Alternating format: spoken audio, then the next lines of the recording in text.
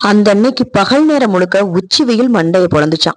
எல்லாரோட புலம்புல கேட்ட தென்றல் மனசிறங்கி குளிர்ச்சியோட வீச ஆரம்பிச்சுதான். அந்த தெருவுல குடியிருந்த குழந்தைகள் எல்லாத்தையும் வாங்க விளையாடலாம் வாங்க விளையாடலாம்னு கூப்பிட்டுச்சான். அந்த தெரு வாசல்கள்ல நின்னுகிட்டு இருந்த பெரியவங்க கிட்டையும் பெண்கள் கிட்டையும் அட வாங்க நம்ம ஒருத்தர் கொண்டாடிக்கலாம் அப்படின்னு சொல்லி கூப்பிட்டுச்சான். ஆனா தென்றலோட மொழிதான் நமக்கு புரியாதே.